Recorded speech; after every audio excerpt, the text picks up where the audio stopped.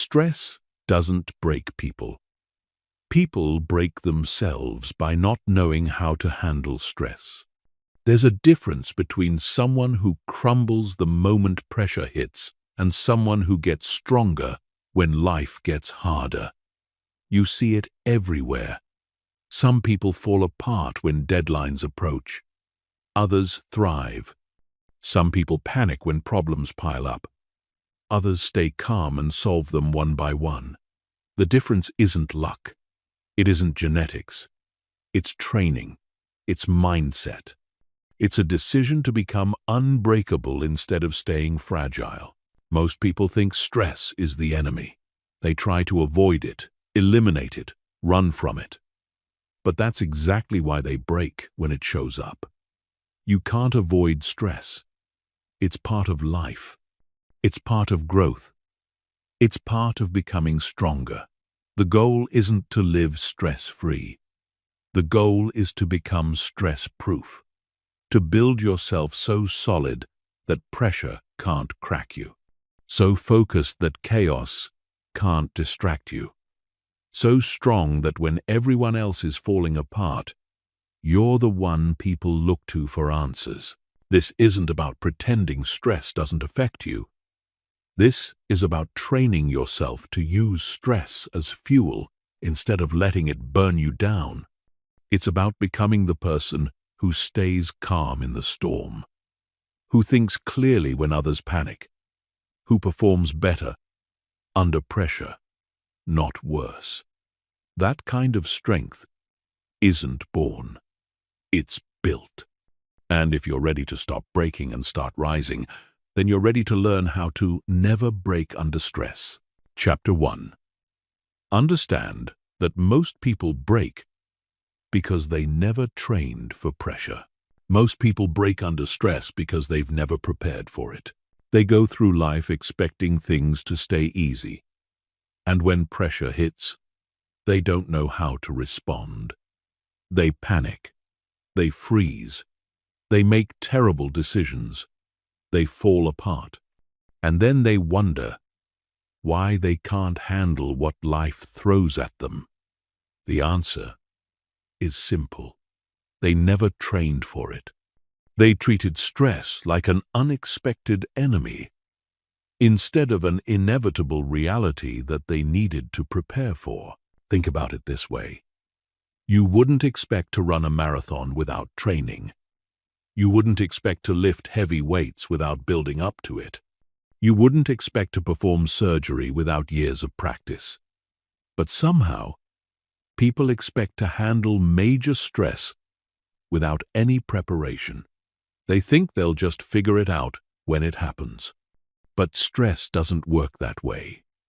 When you're in the middle of a crisis, when the pressure is on, when everything feels like it's falling apart, that's not the time to learn how to cope. That's the time to use what you've already built. The people who stay strong under pressure aren't naturally gifted. They're prepared. They've spent time in advance building their mental toughness. They've practiced staying calm when things get chaotic. They've trained their minds to think clearly when emotions want to take over. They've developed systems and responses that work even when they're stressed. That's why they don't break. Not because they're special, but because they've done the work ahead of time. Stress reveals who you really are. It strips away all the pretense and shows your true character. If you've built yourself strong, stress will show your strength. If you've stayed weak, stress will expose that weakness. There's no hiding from it. There's no faking it. Stress is honest. It tells the truth about your preparation, your mindset, your habits, your discipline. And if you don't like what it reveals, then you know what needs to change.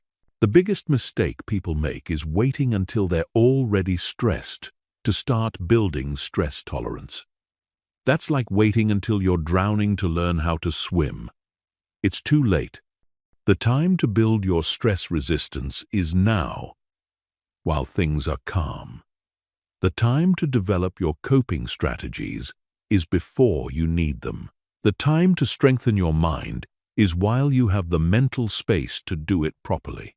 Every day you're not preparing is a day you're choosing to stay vulnerable. Every day you're not building mental toughness is a day you're setting yourself up to break when pressure comes. And pressure will come. It always does. Life doesn't ask if you're ready. It doesn't wait for convenient timing. It hits when it hits. And when it does, you'll either be prepared or you won't. You'll either stand strong or you'll crumble. The choice is yours, but you have to make it before the stress arrives. Training for stress doesn't mean creating unnecessary drama in your life. It means building habits that make you stronger. It means practicing discipline when it's hard. It means staying calm in small, stressful situations so you can stay calm in big ones. It means developing the mental muscles you'll need when the real tests come, because they will come. And when they do, you want to be ready. The people who never break under stress have one thing in common. They've made stress preparation a priority. They don't wait for life to force them to get stronger. They choose to get stronger while they have the chance. They practice mental toughness daily. They build resilience through small challenges. They develop confidence by proving to themselves that they can handle difficulty. And when the big storms hit, they're not surprised. They're not panicked. They're prepared. That's the difference between those who break and those who break through. Chapter 2. Build your stress foundation when life is calm. You build your stress foundation when life is calm, not when it's chaotic. This is the principle most people ignore, and it's exactly why they crumble when pressure hits. They think they can figure it out in the moment, but the moment of crisis is not the time to start building strength. It's the time to use the strength you've already built. If you haven't built it, you don't have it. And if you don't have it, you'll break. Building your stress foundation means creating habits, mindsets, and systems that serve you when everything feels like it's falling apart. It means developing routines that keep you grounded. It means practicing responses that become automatic. It means strengthening your mental and physical capacity to handle pressure before the pressure arrives.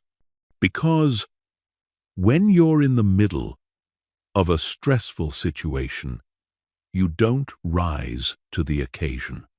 You fall to your level of preparation. Your stress foundation starts with your daily habits. How you start your morning sets the tone for how you'll handle challenges.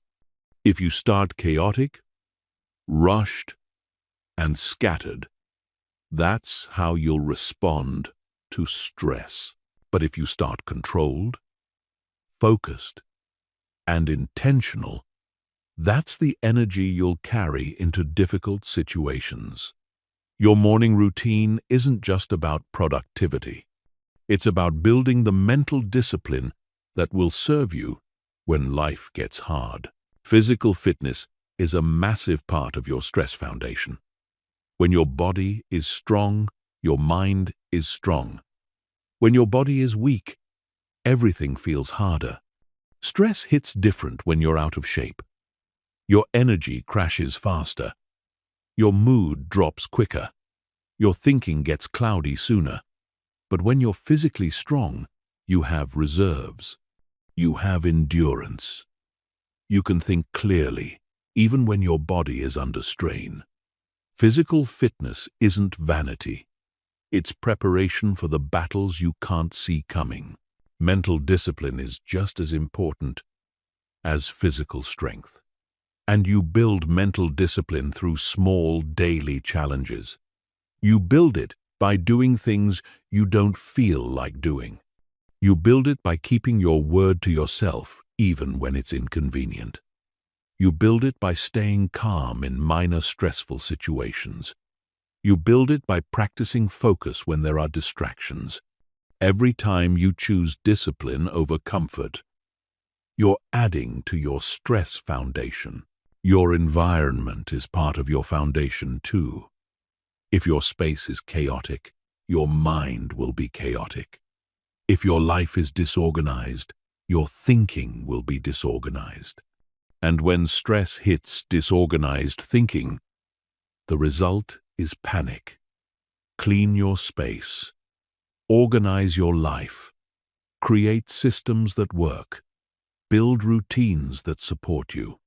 Because when pressure comes, you want everything else in your life to be solid, so you can focus all your energy on handling the challenge. Your relationships are either adding to your stress foundation or weakening it. Surround yourself with people who stay calm under pressure. Distance yourself from people who panic at every minor problem. The energy around you affects your energy. If you're constantly around stressed, dramatic, chaotic people, that becomes your normal. But if you're around calm, focused, solution-oriented people, that becomes your standard. Choose your circle based on who you want to become, not who you've always been. Your mindset is the most important part of your foundation. And you build the right mindset by feeding your mind the right information. Stop consuming content that makes you anxious. Stop following news that keeps you in a state of worry. Stop engaging with people who drain your mental energy. Instead, feed your mind content that makes you stronger. Read books that build resilience. Listen to voices that inspire discipline. Consume information that helps you grow, not information that keeps you stressed. Sleep is non-negotiable for your stress foundation. When you're sleep-deprived, everything feels harder than it island. Your emotional regulation suffers. Your decision-making gets worse. Your patience runs thin. But when you're well rested, you can handle more. You think clearer. You respond better. You have the mental and physical energy to deal with challenges without falling apart. Protect your sleep like it's part of your success strategy. Because island, financial stability, is part of your stress foundation too. Money problems create stress that bleeds into every other area of life. When you're worried about bills, it's harder to focus on anything else. When you're living paycheck to paycheck, every unexpected expense becomes a crisis. Build an emergency fund. Live below your means. Create multiple income streams. Financial stress is one of the biggest sources of breaking points, and it's also one of the most controllable. The key to building your stress foundation is consistency. You don't build it once and then forget about it. You build it daily through choices that strengthen you instead of weaken you. Every day you have the opportunity to add to your foundation or chip away at it. Every habit either makes you more resilient or more fragile. Every choice either prepares you for pressure or sets you up to break. Building your stress foundation isn't a project. It's a lifestyle. It's a commitment to becoming stronger every day, so that when life tests you, you're ready. Chapter 3. Control your body first. Then, your mind will follow. When stress hits, your body reacts first. Your heart rate spikes. Your breathing gets shallow. Your muscles tense up. Your hands might shake. You start sweating. These aren't signs of weakness. They're normal physiological responses to perceived threat. But here's what most people don't understand. If you can control your body's response to stress, You can control your mind's response too. Your mind follows your body. If your body is calm, your mind can think clearly. If your body is chaotic, your mind will be chaotic too. The first thing stress attacks is your breathing. When people get stressed, they either hold their breath or start breathing fast and shallow. Both responses send signals to your brain that you're in danger, which makes the stress response even stronger. It becomes a cycle that feeds on itself. But you can break that cycle by taking control of your breathing. Deep, slow, controlled breathing sends a signal to your nervous system that you're safe. It activates your parasympathetic nervous system, which is responsible for calm, clear thinking. Learn to breathe properly before you need to. Practice breathing exercises when you're calm, so they become automatic when you're stressed. 4 counts in, hold for 4 counts, 6 counts out. Do this pattern whenever you feel stress building. Do it when you're stuck in traffic. Do it before difficult conversations. Do it when you're facing deadlines. Your breath is the fastest way to hack your stress response, but only if you've practiced it enough that it becomes natural. Your posture affects your mental state more than you realize. When people get stressed, they hunch their shoulders, they lean forward, they make themselves smaller. This posture sends signals to your brain that you're under threat, which increases anxiety and makes clear thinking harder. But when you stand tall, pull your shoulders back, and take up space, you send signals to your brain that you're in control. Your physiology affects your psychology. Change your posture.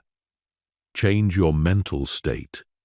Movement is one of the fastest ways to reset your stress response. When you're feeling overwhelmed, your body is flooded with stress hormones like cortisol and adrenaline. These hormones are designed to prepare your body for physical action. But in modern stress situations, we rarely get to use that physical energy. It just builds up and makes us feel worse. Exercise burns off those stress hormones and releases endorphins that make you feel better. Even a 5-minute walk can reset your mental state. Your facial expression affects how you feel more than you think. When you're stressed, you frown. You clench your jaw. You furrow your brow. These expressions actually increase feelings of stress and anxiety.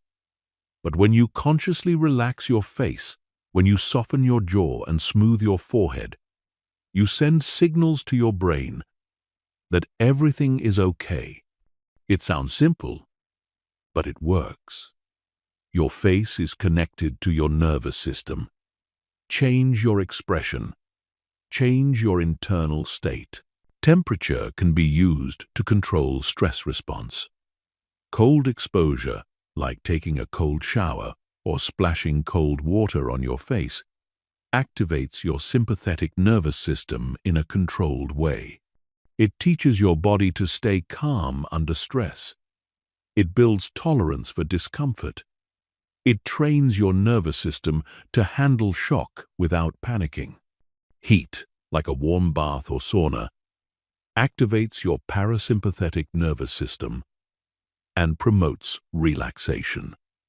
Use temperature as a tool to train your stress response. Your hands tell the story of your stress level. When people are calm, their hands are relaxed. When they're stressed, they clench their fists, fidget, or shake. But you can use your hands to communicate calm to your nervous system. Keep your hands open and relaxed. Let your arms hang naturally at your sides. Avoid crossing your arms or clenching your fists. These small changes in hand position can have a big impact on your overall stress level. Sleep affects your body's ability to handle stress more than almost anything else. When you're sleep-deprived, your stress response is hypersensitive. Everything feels bigger and harder than it actually is. Your emotional regulation is compromised. Your physical resilience is reduced. But when you're well rested, your body can handle more stress without breaking down. Your recovery time is faster. Your thinking stays clear, even under pressure. Prioritize sleep not just for rest, but for stress resilience. Nutrition plays a huge role in how your body responds to stress. When you eat junk food, your blood sugar spikes and crashes, which creates internal stress that makes external stress feel worse. But when you eat clean, whole foods, your blood sugar stays stable, which keeps your stress response more manageable.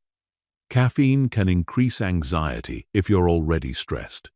Alcohol might seem relaxing, but it actually disrupts your sleep and makes stress recovery harder.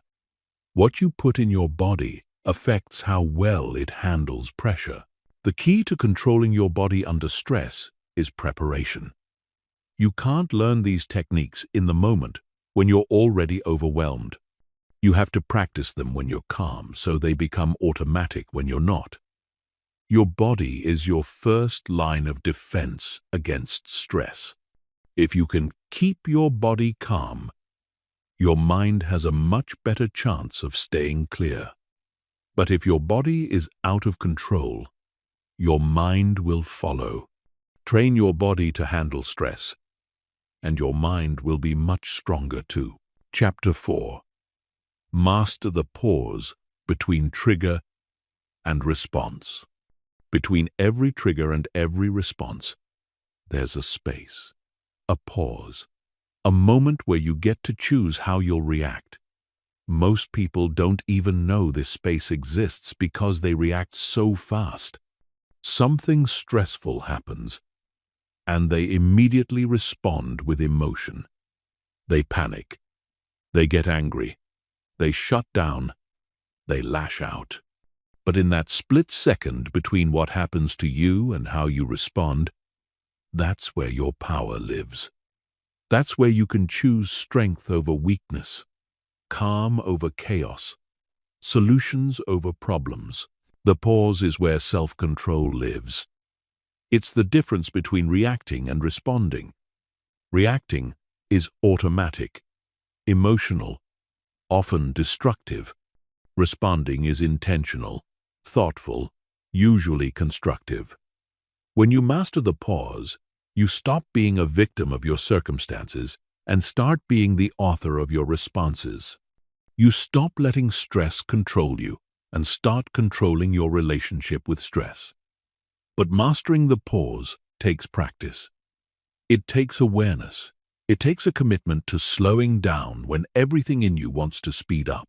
Most people's stress responses are completely automatic. They've been conditioned by years of reacting the same way to pressure. When deadlines approach, they panic. When problems arise, they get overwhelmed. When people criticize them, they get defensive. These responses feel natural because they've been repeated so many times. But just because something feels natural doesn't mean it's helpful. These automatic responses usually make stress worse, not better. They create more problems instead of solving them. The first step to mastering the pause is becoming aware that you have a choice. Most people don't realize they're choosing their stress response. They think stress just happens to them. They think their emotions are automatic and uncontrollable. But the truth is, you're always choosing your response, even when you're not conscious of it. The goal is to make those choices conscious and intentional instead of unconscious and automatic. Awareness comes from paying attention to your internal signals. When stress starts to build, your body gives you signals before your emotions take over. Your breathing changes. Your heart rate increases. Your muscles tense. Your thoughts start racing. These are early warning signs that stress is building. If you can catch these signals early, you can intervene before your automatic stress response takes over. But if you ignore these signals, the stress response will hijack your thinking and decision-making. The pause doesn't have to be long. Even a few seconds can make a huge difference. Long enough to take a deep breath. Long enough to remind yourself that you have a choice. Long enough to ask yourself what response would serve you best in this situation. The goal isn't to eliminate stress. The goal is to choose your response to stress, instead of letting stress choose your response for you. Different situations require different types of pauses. In some situations, you might need a physical pause. Step away from the situation for a moment. Go for a walk. Go to the bathroom. Give yourself physical space to think. In other situations, you might need a mental pause. Count to 10. Take 3 deep breaths. Remind yourself of your values and priorities. The type of pause doesn't matter as much as creating the space to choose your response. The pause is especially important in conversations. When someone says something that triggers you, that's when most people respond immediately with emotion. They get defensive, they attack back, they shut down. But if you can pause before responding, you can choose words that solve problems instead of creating them. You can respond from wisdom instead of emotion. You can de-escalate instead of escalate. The pause in conversation is often the difference between connection and conflict. Questions are powerful tools for extending the pause. When stress hits, instead of immediately reacting, ask yourself questions. What's really happening here? What can I control? What response would serve me best? What would the best version of myself do in this situation? Questions force your brain to think instead of just react. They activate the logical part of your brain instead of just the emotional part. The pause gets easier with practice. Start with small stresses. When you're stuck in traffic, instead of immediately getting frustrated, pause and choose your response. When someone cuts in front of you in line, instead of immediately getting annoyed, pause and decide how you want to handle it. When you get criticism, instead of immediately getting defensive, pause and consider if there's truth in it that could help you grow. Practice the pause in low-stakes situations so it becomes automatic in high-stakes situations. The pause is not about suppressing emotions. It's about choosing which emotions serve you and which ones don't. It's about responding from your values instead of your impulses. It's about acting from your goals instead of your fears. When you master the pause, you stop being reactive and start being responsive. You stop being controlled by stress and start controlling your relationship with stress. That's when you become truly unbreakable. Chapter 5. Reframe stress as fuel instead of poison. Stress isn't your enemy. Your relationship with stress is the problem. Most people see stress as something bad, something to avoid, something that weakens them. But that mindset makes stress worse. When you see stress as poison, your body responds accordingly. Your performance drops, your thinking gets cloudy, your energy gets drained. But when you see stress as fuel, everything changes. Your body responds differently. Your performance can actually improve. Your thinking can get sharper. Your energy can increase. The difference between stress that destroys you and stress that strengthens you isn't the amount of stress. It's how you interpret that stress. Two people can face the exact same stressful situation and have completely different outcomes based solely on how they frame it in their minds. One person sees the stress as a threat and gets weaker. The other person sees the stress as a challenge and gets stronger. Same stress, different frame, different result. Your body doesn't know the difference between good stress and bad stress. It only knows how you interpret the stress. If you interpret stress as danger, your body prepares for danger. Your muscles tense. Your thinking narrows. Your energy gets depleted quickly. But if you interpret stress as excitement, your body prepares for performance. Your muscles stay relaxed but ready. Your thinking stays sharp. Your energy gets mobilized for action. The stress response is the same, but the outcome is completely different. Think about athletes. They face enormous stress during competition, but they've trained their minds to see that stress as fuel for peak performance. They use the adrenaline to focus better. They use the pressure to push harder. They use the challenge to bring out their best. The stress doesn't go away, but they've reframed it as something that helps them instead of something that hurts them. You can do the same thing with any stress in your life. The word stress itself is part of the problem. When you call something stressful, you're already framing it negatively. But what if you used different words? What if instead of calling it stress, you called it activation? What if instead of calling it pressure, you called it intensity?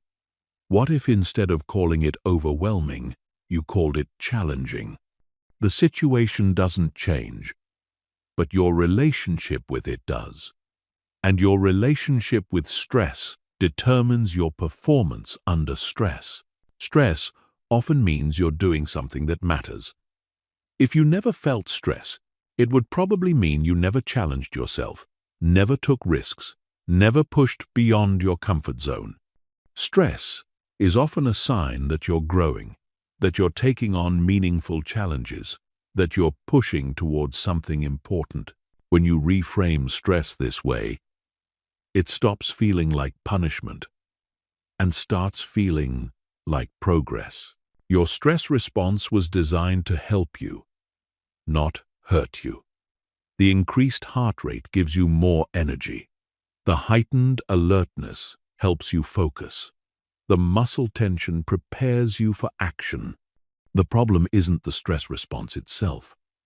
The problem is when the stress response gets triggered by situations that don't actually require physical action, or when it stays activated for too long.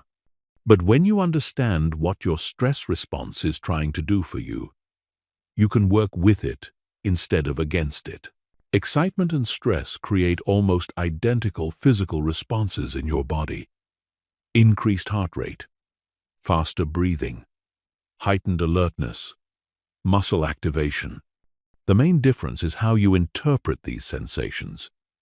When you're excited, you interpret these sensations as positive energy. When you're stressed, you interpret the same sensations as negative anxiety.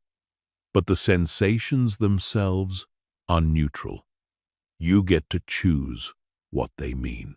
Difficult situations often reveal strengths you didn't know you had. When everything is easy, you never discover your capacity for resilience, creativity, problem-solving, or leadership. Stress forces you to dig deeper, to find resources you didn't know existed, to develop capabilities you never would have developed in comfort. Some of your greatest growth will come from your most stressful periods, but only if you frame them as opportunities instead of obstacles. The goal isn't to eliminate stress from your life. The goal is to build a better relationship with stress, to see it as information instead of intimidation, to use it as energy instead of letting it drain your energy, to view it as a signal that something important is happening, instead of a sign that something is wrong.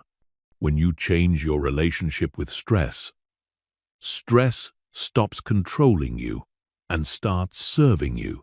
Reframing stress takes practice. Your brain has been trained to see stress as negative, probably for years or decades. You can't just decide to see it differently once and expect the change to stick. You have to consciously practice the new frame every time stress shows up. You have to catch yourself when you're using the old frame and deliberately shift to the new one. Over time, seeing stress as fuel instead of poison will become your default response. Chapter 6. Build stress tolerance through controlled exposure. You don't build stress tolerance by avoiding stress. You build it by exposing yourself to stress in controlled ways. Just like you build physical strength by lifting progressively heavier weights, you build mental strength by handling progressively more challenging situations. But most people do the opposite. They avoid anything that makes them uncomfortable and then wonder why they fall apart when real pressure hits. You can't build tolerance for something you never experience. Controlled stress exposure means putting yourself in situations that challenge you but don't overwhelm you. It means gradually increasing the difficulty so your stress tolerance grows stronger over time. It means practicing being uncomfortable so that when life forces discomfort on you, you're ready for it. This isn't about seeking out unnecessary drama or creating problems where none exist. This is about systematically building your capacity to handle pressure. Start with small stresses that you can control. Take cold showers. The initial shock of cold water triggers your stress response, but you're in complete control. You can get out anytime you want. This teaches your nervous system that it can handle discomfort without panicking. It builds tolerance for physical stress while also building mental resilience. Every time you stay in that cold water when your body wants to escape, you're training your mind to push through discomfort. Public speaking is one of the best ways to build stress tolerance because it triggers multiple stress responses at once. Fear of judgment, performance anxiety, being the center of attention, but it's also completely safe. Nothing terrible will actually happen if you stumble over words or forget what you wanted to say. Start small. Speak up in meetings. Ask questions in group settings. Join a public speaking group. Gradually work up to bigger audiences and more important presentations. Each time you do it, your stress tolerance grows. Physical challenges build mental resilience. When you push your body beyond what feels comfortable, you're also training your mind to push beyond what feels comfortable. Run a little further than you want to. Lift a little more than feels easy. Hold a plank a little longer than your muscles want to.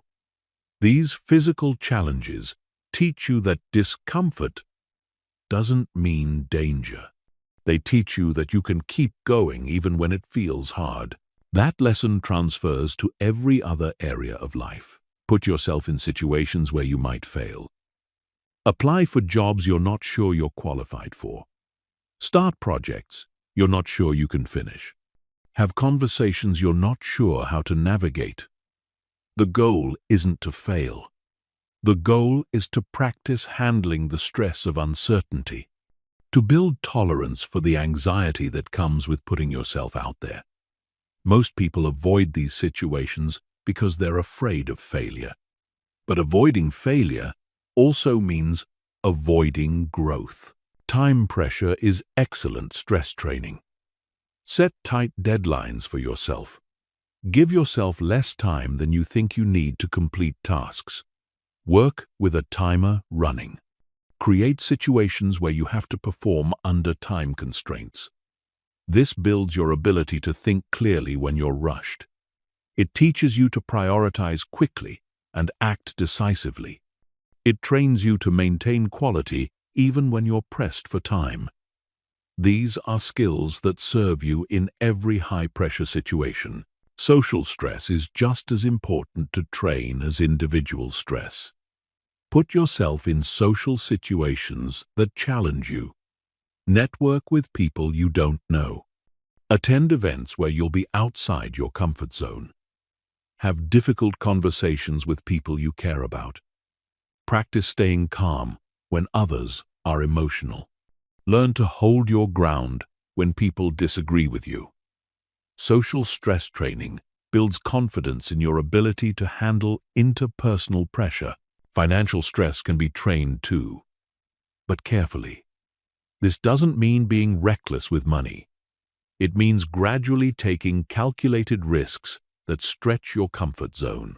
Invest small amounts in things you believe in. Start a side business. Negotiate for better terms on contracts. Learn to be comfortable with some level of financial uncertainty. People who are terrified of any financial risk often stay stuck in situations that don't serve them because they can't handle the stress of change. The key to stress exposure training is progressive overload, just like physical training. You start with weights you can handle and gradually increase the load. You start with stresses you can manage and gradually take on bigger challenges. If you jump into something too difficult, too fast, you'll get overwhelmed and potentially traumatized instead of strengthened. But if you never increase the difficulty, you'll never grow stronger. Recovery is just as important as exposure. After you expose yourself to controlled stress, you need time to recover and integrate the experience. Reflect on what you learned. Celebrate the fact that you handled something difficult. Let your nervous system return to baseline before taking on the next challenge. If you're constantly stressing yourself without recovery, you'll burn out instead of getting stronger. Track your progress. Notice how situations that used to stress you out no longer affect you the same way. Pay attention to how your stress tolerance has improved over time. Recognize that you can now handle things that would have overwhelmed you in the past. This awareness builds confidence and motivates you to keep pushing your limits. You start to trust your ability to handle whatever comes your way. The goal of stress exposure training isn't to become someone who feels no stress. The goal is to become someone who can function well under stress. Someone who can think clearly when pressure is high. Someone who can perform well when stakes are elevated. Someone who gets stronger from challenges instead of weaker. That kind of resilience isn't built in comfort.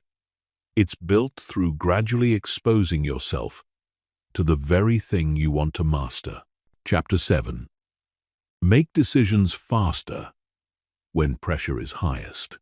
When pressure is high, most people slow down their decision-making when they should be speeding it up.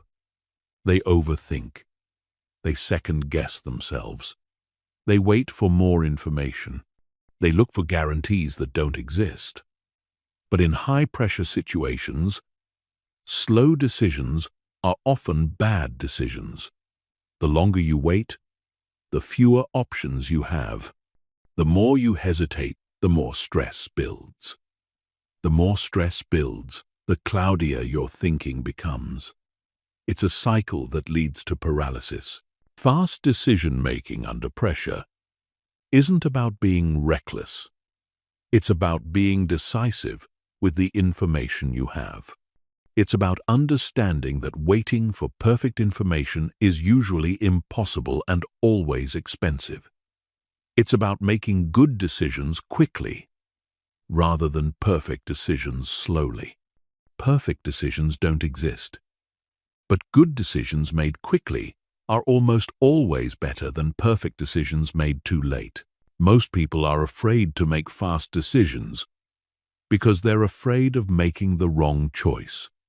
But in high-pressure situations, not making a decision is also a decision.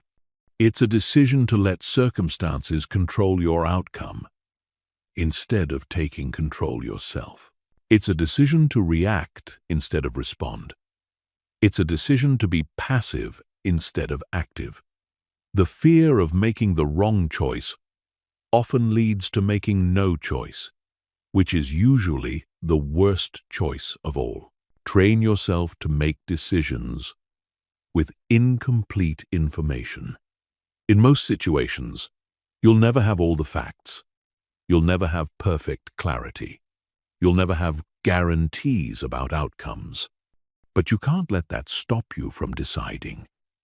Learn to work with probabilities instead of certainties. Make the best decision you can with the information you have, then commit to that decision fully. You can always adjust later if new information emerges. Set decision deadlines for yourself. When facing a choice, decide how much time you'll spend considering options, then stick to that deadline. This prevents endless deliberation that usually makes decisions harder, not easier. Most decisions don't improve significantly with more thinking time once you've considered the main factors.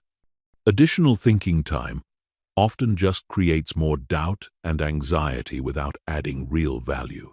Use frameworks to speed up decision-making. When pressure is high, having a structured approach prevents your mind from spinning in circles. Ask yourself 3 questions. What are my options? What are the likely outcomes of each option? Which option best aligns with my values and goals? This simple framework can cut through complexity and emotional noise to get to the core of most decisions. Practice the 10-10-10 rule. How will I feel about this decision in 10 minutes? How about in 10 months? How about in 10 years? This perspective helps you separate immediate emotions from long-term consequences. Often what feels stressful in the moment won't matter at all in the bigger picture. But sometimes what seems like a small decision now will have major impacts later. This rule helps you allocate your decision-making energy appropriately. Distinguish between reversible and irreversible decisions. Some decisions can be easily changed later if they don't work out. These decisions should be made quickly because the cost of being wrong is low. Other decisions are much harder to reverse, like career changes, marriage, major investments. These deserve more consideration. But even irreversible decisions shouldn't take forever. Set an appropriate timeline based on the stakes and stick to it. Trust your intuition more than you think you should. Your subconscious mind processes information faster than your conscious mind. It picks up on patterns and connections that your rational mind might miss. When you've been in similar situations before, your intuition is often right. Don't ignore gut feelings just because you can't rationally explain them. But also don't rely on intuition alone. Use it as one data point among many. Limit your options to prevent decision paralysis. When facing too many choices, people often make no choice at all. If you're considering multiple options, narrow them down to the top 2 or 3. More options don't always lead to better decisions. They often lead to more stress and delay. Having fewer options makes comparison easier and decision-making faster. Make decisions based on your values, not your fears. When pressure is high, fear often drives decision-making. People choose options that feel safe rather than options that align with their goals. But decisions made from fear rarely lead to the outcomes you actually want. Ground your decisions in what you value most, what you want to create, where you want to go. Let your values be your guide when pressure makes everything else unclear. Accept that some decisions will be wrong, and that's okay. No one makes perfect decisions all the time. The goal isn't to never make mistakes. The goal is to make decisions quickly enough that you have time to correct mistakes when they happen. Fast decisions with course corrections are almost always better than slow decisions that come too late to matter. Build confidence in your decision-making by tracking your results. Keep a record of important decisions you make and how they turn out. You'll probably discover that your decisions are better than you think they are. Most people focus on their few bad decisions and forget about their many good ones. Seeing evidence of your decision-making ability builds confidence that helps you decide faster in future pressure situations. The ability to make good decisions quickly under pressure is one of the most valuable skills you can develop. It separates leaders from followers. It separates those who control their circumstances from those who are controlled by their circumstances. It separates those who thrive under pressure from those who crumble under pressure. Practice making faster decisions in low-stakes situations so you can make good decisions quickly when the stakes are high. Chapter 8. Create systems that work when you can't think clearly. When stress is high, your thinking gets compromised. That's just biology. Stress narrows your focus, impairs your memory, and reduces your ability to see the big picture. Your brain shifts into survival mode, which is great for immediate physical threats, but terrible for complex decision-making. That's why you can't rely on thinking your way through high-stress situations. You need systems that work even when your thinking doesn't. Systems are predetermined responses to predictable situations. They're scripts you follow when your brain doesn't want to cooperate. They're guardrails that keep you on track when stress tries to derail you. They're backup plans that activate automatically when your primary plans fall apart. Good systems don't require clear thinking to work. They work despite unclear thinking. They work because unclear thinking starts with your most common stress triggers and create specific protocols for handling them. If deadlines stress you out, create a deadline management system that breaks big projects into small daily tasks. If difficult conversations stress you out, create a conversation framework that guides you through tough discussions. If financial pressure stresses you out, create a financial protocol that tells you exactly what to do when money gets tight. Systems remove the need to figure things out in the moment when figuring things out is hardest. Checklists are one of the most powerful stress management tools you can create. When your mind is overwhelmed, a good checklist keeps you moving forward systematically. Pilots use checklists because even highly trained professionals make mistakes when they're under pressure. Surgeons use checklists because the stakes are too high to rely on memory alone. You should use checklists for any high-stress situation you face regularly. Create communication protocols for when you're overwhelmed. Decide in advance how you'll communicate with your team, your family, your boss when stress is high. What information do they need? How often will you update them? What requests should they hold off on? Having clear communication protocols prevents stress from spreading to other people and prevents other people's stress from making your situation worse. Build margin into all your systems. Assume things will take longer than expected. Assume problems will arise. Assume you'll need more resources than you think. Systems without margin break down as soon as anything goes wrong. But systems with built-in buffer can handle unexpected complications without falling apart. Margin is what makes systems resilient under pressure. Automate whatever you can so decisions don't pile up when you're stressed. Set up automatic bill payments so financial stress doesn't get worse because you forgot to pay something. Create email templates for common responses, so you don't have to craft perfect messages when your mind is scattered. Batch similar tasks together, so you're not constantly switching between different types of thinking. The fewer decisions you have to make when stressed, the better your remaining decisions will be. Have backup plans for your backup plans. Every system should have at least 2 ways to accomplish the same goal. If your primary approach fails, you immediately switch to your secondary approach without having to create a new plan under pressure. If your main income source gets threatened, what's your backup plan? If your primary way of managing workload breaks down, what's your alternative? Redundancy in systems prevents single points of failure. Create physical reminders that work when your memory doesn't.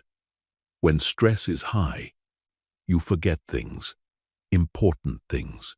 Write down your key priorities, where you'll see them multiple times per day. Post your emergency protocols somewhere visible. Keep important phone numbers written down, not just stored in your phone. Physical reminders work when digital reminders fail and when memory fails.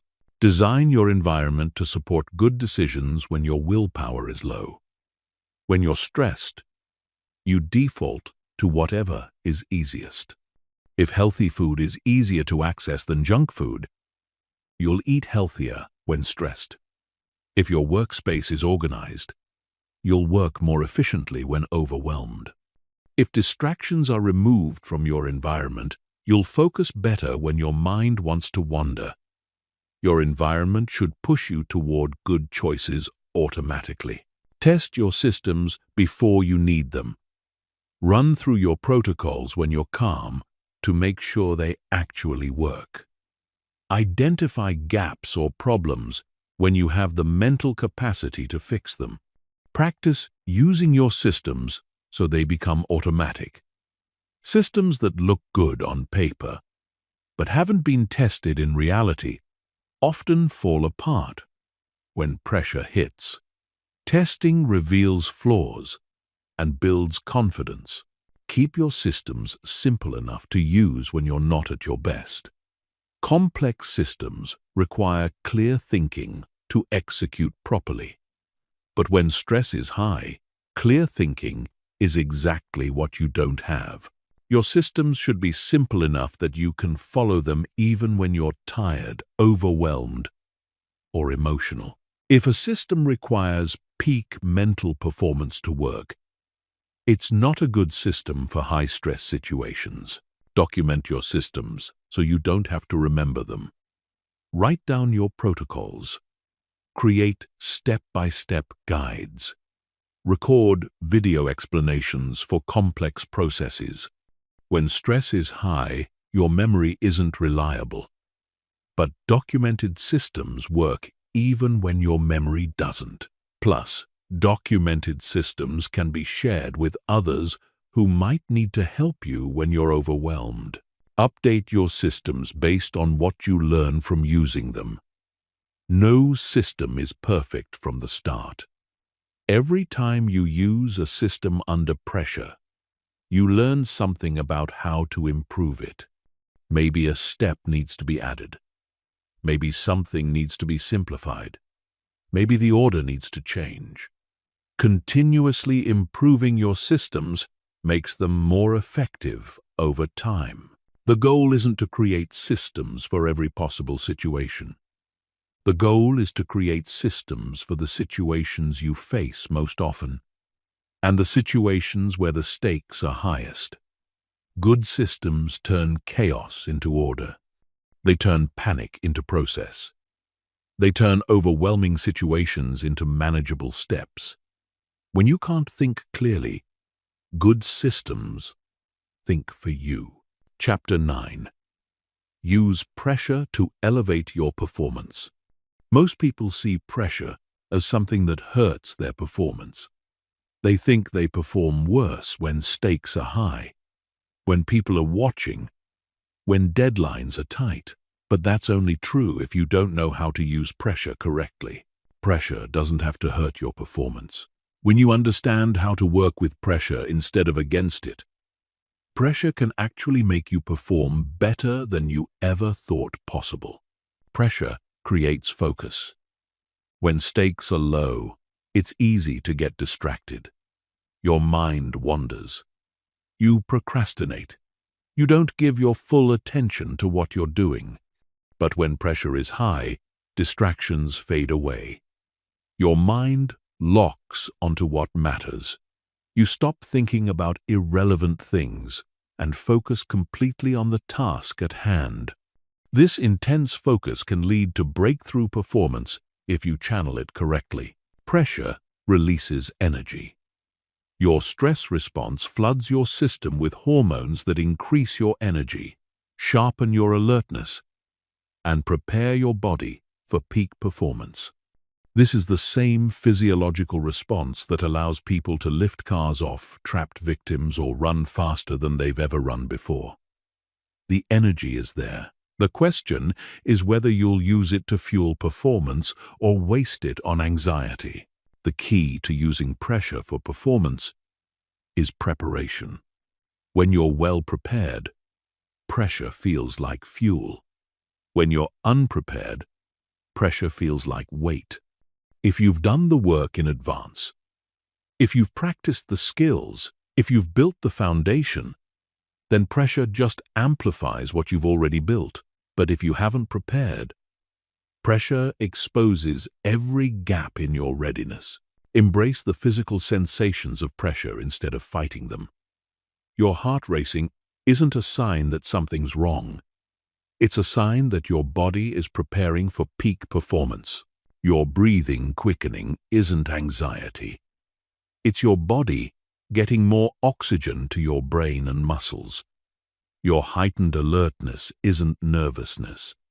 It's your mind getting ready to focus intensely. When you reinterpret these sensations as preparation for performance instead of signs of danger, they help you instead of hurting you. Set higher standards when pressure is high, not lower. Most people lower their expectations when stakes are elevated. They tell themselves they just need to get through it. They aim for good enough instead of excellence. But pressure situations are often the most important situations. They're the ones that matter most. That's exactly when you should raise your standards, not lower them. Use the pressure as motivation to perform at your absolute best. Pressure reveals capabilities you didn't know you had. In comfortable situations, you never have to reach deep. You never have to find out what you're truly capable of. But pressure forces you to dig deeper, to try harder, to find resources you didn't know existed. Some of your best work will come from your highest pressure situations. Some of your greatest achievements will happen when the stakes were highest. Use visualization to prepare for pressure situations. Mental rehearsal helps you perform better when the real pressure hits. Visualize yourself performing well under pressure. See yourself staying calm when stakes are high. Imagine yourself thriving when others are struggling. This mental practice builds confidence and creates familiarity with pressure situations before you're actually in them. Develop pre-performance routines that help you channel pressure into focus. Athletes have warm-up routines that prepare them for competition. Musicians have practice routines before performances. Surgeons have preparation protocols before operations. Create your own routines for high-pressure situations. These routines help you transition from normal energy to peak performance energy. Practice performing under artificial pressure. Create high-stakes practice situations where you can learn to use pressure without real consequences. Time yourself completing tasks. Practice in front of other people. Compete against others. Create artificial deadlines. The more you practice performing under pressure, the more comfortable you become with channeling that pressure into better performance.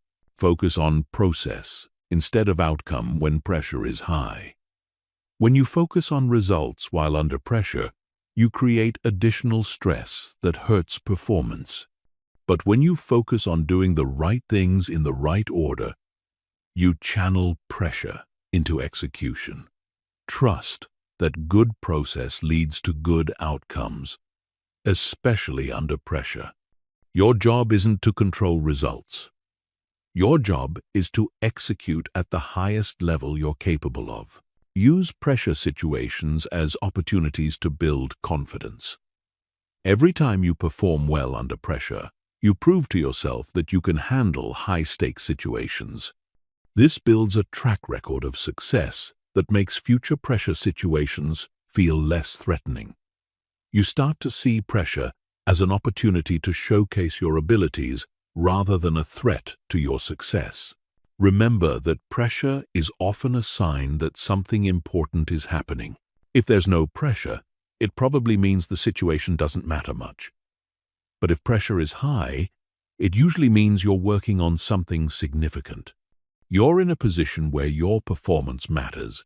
You have an opportunity to make a real impact. That's not something to fear. That's something to embrace. The biggest difference between those who crumble under pressure and those who thrive under pressure isn't talent or luck. It's mindset. Those who thrive have learned to see pressure as an ally instead of an enemy. They've learned to use the energy that pressure creates instead of being overwhelmed by it. They've learned that their best performances often come when the stakes are highest. You can learn these same skills. You can turn pressure into your competitive advantage. Chapter 10.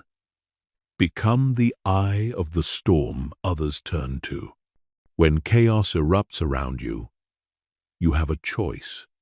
You can add to the chaos, or you can become the calm center that others gravitate toward. You can let stress spread through you, or you can stop stress from spreading through you. The people who never break under stress don't just survive difficult situations. They become the stabilizing force that helps everyone else survive too. They become the eye of the storm. Being the eye of the storm isn't about being emotionless or disconnected. It's about being grounded when everyone else is spinning. It's about thinking clearly when everyone else is panicking. It's about staying focused on solutions when everyone else is focused on problems. It's about bringing calm energy to situations that desperately need calm energy. This isn't just about your own stress management. This is about becoming someone others can rely on when everything feels like it's falling apart. Calm is contagious, but so is panic. When you walk into a stressful situation with panicked energy, you make everyone more stressed. When you walk into the same situation with calm energy, you help everyone think more clearly. Your energy affects the energy of everyone around you. If you want to help others handle stress better, you have to handle your own stress first. You can't give what you don't have. People look for leaders when stress is high. They look for someone who seems to know what to do. Someone who isn't falling apart. Someone who can provide direction when everything feels uncertain. This is your opportunity to step up. Not because you have all the answers, but because you can stay calm enough to help find answers. Leadership under pressure isn't about being perfect. It's about being stable when stability is needed most. Start by controlling your physical presence. When stress is high, Your body language sends signals to everyone around you. If you're tense, fidgeting, or moving erratically, you communicate anxiety to others. But if you're relaxed, still, and moving with purpose, you communicate calm. People read your body language before they hear your words. Make sure your presence communicates the energy you want to create in the room. Speak slower when everyone else is speaking faster. When stress is high, people tend to talk quickly, interrupt each other, and rush through conversations. But if you deliberately slow down your speech, you force others to slow down too. You set a different pace for the interaction. Slow speech communicates thoughtfulness and control. It signals that you're not panicked, which helps others feel less panicked too. Ask clarifying questions when everyone else is making assumptions. Stress makes people jump to conclusions. They assume the worst. They react to incomplete information. They catastrophize situations before understanding what's actually happening. But if you take the time to ask good questions, you help everyone get clarity about what's real and what's speculation. Questions slow down the rush to judgment and create space for better thinking. Focus conversations on what can be controlled when everyone else is focused on what can't be controlled. Stress makes people fixate on worst-case scenarios and factors outside their influence. But you can redirect attention to actionable steps. What can we do right now? What resources do we have? What's our next step? This kind of thinking moves groups from panic to problem solving. Stay solution-oriented when everyone else is problem-oriented. In stressful situations, it's easy to get stuck analyzing what went wrong, who's to blame, or how bad things might get. But dwelling on problems doesn't solve problems. Keep bringing the conversation back to solutions. What are our options? What would work best? How do we move forward? Solution-focused thinking creates momentum and hope. Listen more than you speak when emotions are high. When people are stressed, they often need to be heard more than they need to be advised. Sometimes the most helpful thing you can do is create space for others to express their concerns without trying to fix everything immediately. Active listening helps people feel understood, which often reduces their stress level and helps them think more clearly. Make decisions when others can't decide. Stress often creates decision paralysis. People get overwhelmed by options or afraid of making the wrong choice. If you can stay clear-headed enough to make reasonable decisions, you help the group move forward. You don't have to make perfect decisions. You just have to make good enough decisions quickly enough to maintain momentum. Communicate what you know and what you don't know. In stressful situations, people often want more information than anyone actually has. Instead of pretending to know things you don't know, be clear about what information is solid and what's still uncertain. This honesty builds trust and helps others calibrate their responses appropriately. Take care of immediate needs first. When stress is high, people sometimes ignore basic needs like food, water, rest, or breaks. But these needs affect everyone's ability to think clearly and handle pressure. Making sure everyone's basic needs are met isn't just being considerate. It's helping the group maintain the physical and mental resources needed to handle the situation effectively. Follow up after the crisis passes. Being the eye of the storm isn't just about performing during the crisis. It's also about helping process what happened afterward. Check in with people who were affected. Acknowledge the difficulty of what everyone went through. Capture lessons learned. help the group build resilience for future challenges. The way you handle the aftermath affects how people remember the experience and how prepared they'll be for next time. Remember that being the eye of the storm is a choice you make in each moment. You don't have to be perfect at it. You don't have to be the strongest or smartest person in the room. You just have to be the person who chooses calm over chaos, solutions over problems, action over paralysis. That choice, made consistently when pressure is high, makes you someone others can count on when counting on someone matters most. Chapter 11. Recover faster after high-stress periods. Most people think handling stress is just about surviving the stressful period itself. But that's only half the battle. The other half is recovering properly afterward. How you recover from stress determines whether you get stronger or weaker from the experience. It determines whether you build resilience or burn out. It determines whether you're ready for the next challenge or still depleted from the last one. Recovery isn't optional. It's essential. And most people do it wrong. Poor recovery after stress keeps you in a weakened state. You never fully return to baseline. You never restore your resources. You never process what happened. So, when the next stressful situation hits, you're starting from a depleted position instead of a strong one.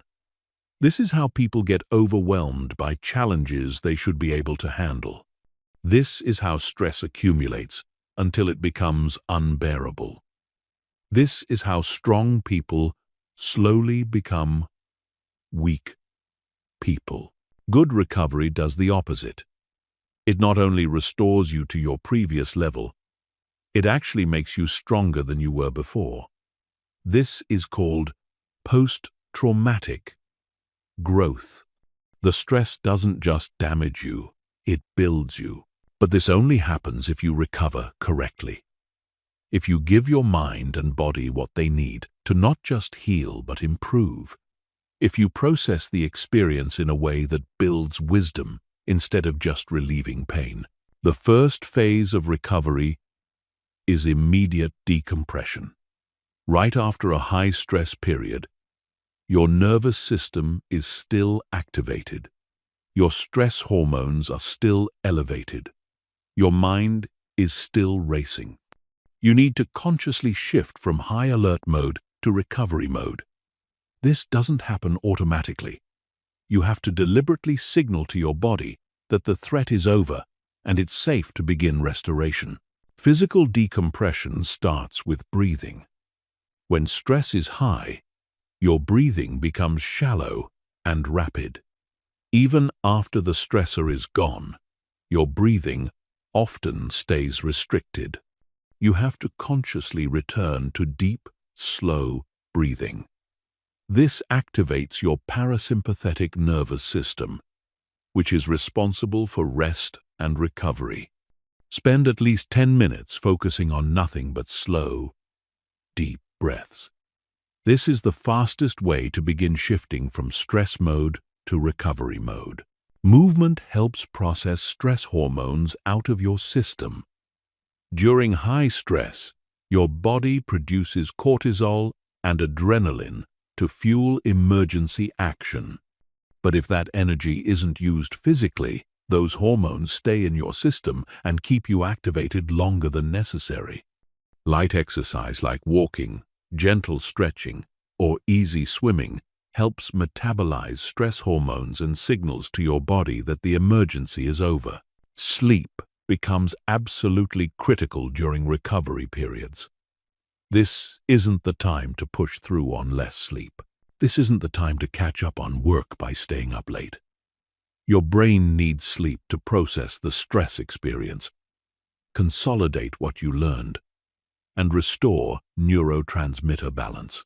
Sleep is when your body repairs stress damage and builds resilience for future challenges. Prioritize sleep during recovery like your future stress tolerance depends on it. Because it does. Nutrition during recovery should focus on restoration, not convenience. Stress depletes vitamins, minerals, and other nutrients that your body needs to function optimally. Junk food might provide temporary comfort, but it doesn't provide the raw materials your body needs to recover. Focus on nutrient-dense whole foods. Increase your intake of vitamin C and B complex, magnesium, and omega-3 fatty acids. These nutrients support stress recovery and help rebuild your stress resistance. Hydration is often overlooked during recovery, but it's crucial. Stress increases your body's need for water. Dehydration makes recovery slower and less complete. It affects your energy levels, cognitive function, and mood. Make sure you're drinking more water than usual during recovery periods. Add electrolytes if the stress period involved heavy sweating or if you feel particularly drained. Mental decompression is just as important as physical decompression. Your mind needs time to process what happened during the stressful period. If you immediately jump back into normal activities without processing the experience, you miss the opportunity to learn and grow from it. You also risk carrying unresolved stress into your next challenges. Set aside time for reflection, journaling, or talking with someone you trust about what you experienced. Avoid making major decisions during the initial recovery period. Your judgment is often impaired immediately after high stress. You might be more pessimistic than usual, more risk-averse, or more likely to make emotion-based choices. Give yourself at least a few days of recovery before making important decisions. Your perspective will be clearer once your stress response has fully deactivated. Gradually return to normal intensity rather than jumping back to full speed. Many people make the mistake of immediately returning to their regular pace after a stressful period. But your system needs time to readjust. Start with easier tasks and lower intensity activities. Gradually increase the demands on yourself as you feel your energy and resilience returning. This prevents secondary stress from overwhelming your recovery process. Social recovery is important too. High stress often requires you to isolate or focus intensely on the challenge at hand. During recovery, reconnect with people who support and energize you. Spend time with friends who make you laugh. Have conversations that aren't about the stressful situation you just went through. Social connection helps restore your emotional balance and reminds you that life exists beyond the crisis you just managed. Practice gratitude for your stress resilience. Take time to acknowledge that you handled a difficult situation. Recognize the strength you showed. Appreciate the skills you used. This isn't about being arrogant. It's about building confidence in your ability to handle future challenges. Every time you successfully navigate stress, you're proving to yourself that you're capable of more than you might have thought. Extract lessons from the experience while it's still fresh. What worked well? What would you do differently next time? What resources proved most valuable? What warning signs did you notice? What surprised you about your own response? Capturing these insights, while they're still clear, helps you handle similar situations better in the future. It turns stress into education. Set boundaries during recovery. Well-meaning people might want to immediately pile on new responsibilities or opportunities while you're coming down from a high-stress period. But recovery requires saying no to additional demands until you're genuinely restored. Protecting your recovery time isn't selfish. It's strategic. It ensures you'll be stronger for whatever comes next. Monitor your recovery progress rather than assuming you're fine. Pay attention to your energy levels, sleep quality, mood, and stress tolerance. Notice whether you're genuinely returning to baseline or just pretending to be recovered. If recovery is taking longer than expected, extend the recovery period rather than pushing through. Incomplete recovery sets you up for problems with the next stressful situation. Create recovery rituals that help you transition back to normal life. These might include activities that bring you joy, practices that help you feel grounded, or routines that restore your sense of normal rhythm. Having specific recovery rituals makes the transition more intentional and complete. It signals to your mind and body that the stress period is truly over and normal life is resuming. The goal of recovery isn't just to feel normal again. The goal is to feel stronger than you were before the stress hit, to have more confidence in your abilities, to have better strategies for handling pressure, to have deeper resources to draw from, to be more resilient, more capable, more unbreakable. That kind of recovery doesn't happen by accident. It happens by being as intentional about recovery as you are about performance. Chapter 12. Build long-term stress immunity through consistent practice. Stress immunity isn't built in moments of crisis. It's built through consistent daily practices that strengthen your resistance over time. Just like physical immunity protects you from diseases you haven't encountered yet, stress immunity protects you from pressures you can't predict. But this immunity doesn't develop automatically. It requires deliberate, ongoing effort to build and maintain. Most people only think about stress management when they're already overwhelmed. By then, it's too late to build immunity. You build immunity during the calm periods, so you're protected during the storms. Think of stress immunity like physical fitness. You don't get fit by working out once when you need to move something heavy. You get fit by training consistently over time, so your body is ready for whatever physical demands arise. Stress immunity works the same way. You build it through daily practices that strengthen your mental and emotional resilience. You develop it through small, consistent actions that may seem insignificant individually, but create powerful protection when combined over time. Daily meditation is one of the most effective ways to build stress immunity. Even 10 minutes of daily meditation measurably changes your brain's response to stress. It increases gray matter in areas associated with emotional regulation. It reduces activity in the amygdala, which is responsible for fear responses. It strengthens the prefrontal cortex, which handles executive functions like decision-making and impulse control. These changes don't happen overnight, but they're dramatic when sustained over months and years. But meditation doesn't have to be sitting cross-legged chanting. It can be any practice that trains your attention and builds your ability to observe your thoughts without being controlled by them. Walking meditation, breathing exercises, progressive muscle relaxation, mindful eating. The specific technique matters less than the consistency.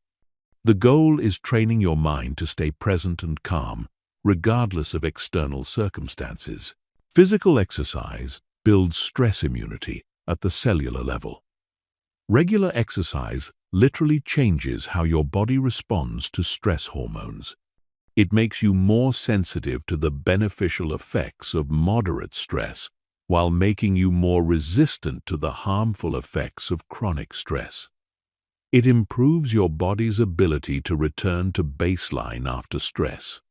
It increases production of neurotransmitters that promote calm and well-being. Exercise is like a vaccine against stress weakness. The type of exercise matters for stress immunity.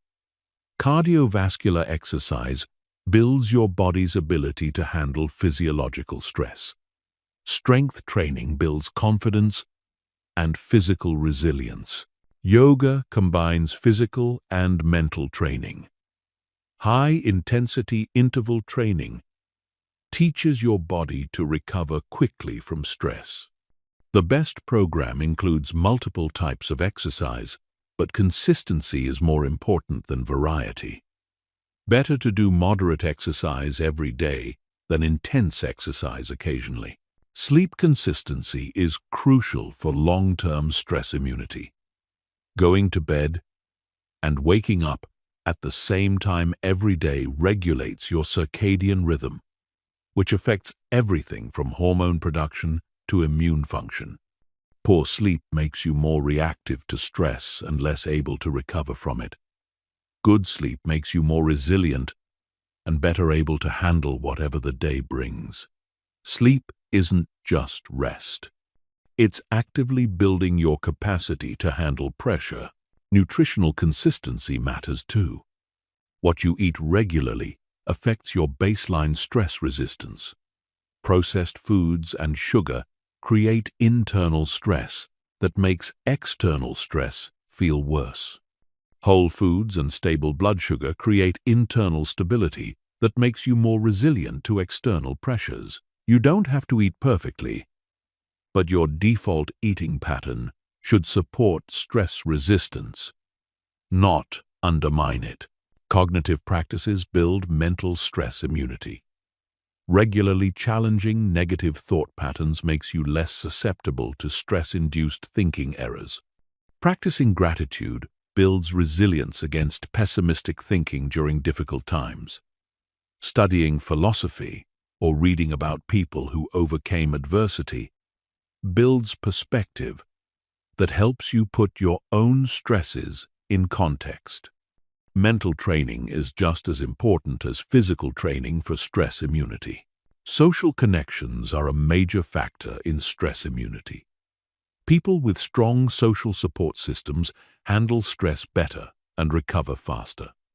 But these relationships need to be cultivated before you need them. You can't wait until you're in crisis to build a support network. Invest in relationships during good times so they're available during hard times. Be the kind of friend to others that you'd want them to be to you during stress. Regular exposure to manageable stress builds immunity to overwhelming stress. This is hormesis, the principle that small doses of stress make you more resistant to larger doses. Cold showers, challenging workouts, public speaking, difficult conversations, new experiences, learning hard skills. These controlled stresses train your system to handle uncontrolled stresses. They build confidence that you can handle discomfort without breaking. Spiritual or philosophical practices build meaning-based stress immunity. When you have a clear sense of purpose and meaning, stress feels different. It's still challenging, but it doesn't feel pointless. It doesn't feel overwhelming because it's connected to something larger than immediate comfort. Whether through religion, philosophy, or personal mission, having something you care about more than your own comfort builds remarkable stress resistance. Environmental design supports stress immunity. Your daily environment either builds stress resistance or undermines it. Cluttered, chaotic spaces create low-level stress that depletes your reserves. Clean, organized spaces support mental clarity and emotional calm. Natural light and plants reduce stress hormones. Noise pollution increases stress sensitivity. Design your environment to support the person you want to become under pressure. Regular learning builds cognitive stress immunity. When you're regularly challenging your brain with new information and skills, you stay mentally flexible. This flexibility helps you adapt to unexpected stresses. It helps you see solutions that might not be obvious. It prevents you from getting stuck in rigid thinking patterns when pressure rises. Learning isn't just for career advancement. It's for stress, resilience. Creating and maintaining routines builds predictability that buffers against stress. When parts of your life are stable and automatic, you have more mental energy available for handling unexpected challenges. Morning routines, evening routines, weekly routines, monthly routines. These create structure that supports you when other areas of life become unpredictable. Regular reflection and planning build proactive stress immunity. Weekly or monthly reviews help you identify stress patterns before they become overwhelming. They help you spot early warning signs. They help you adjust your strategies based on what's working and what isn't. They help you stay ahead of stress instead of always reacting to it after it builds up. Financial practices build economic stress immunity. Regular saving creates a buffer against financial emergencies. Living below your means reduces money-related stress. Having multiple income streams reduces economic vulnerability. Financial stress is one of the most common sources of overwhelming pressure. And it's also one of the most preventable through consistent practice. The key to building stress immunity is treating it like any other fitness goal. You start where you are, not where you think you should be. You build gradually rather than trying to do everything at once.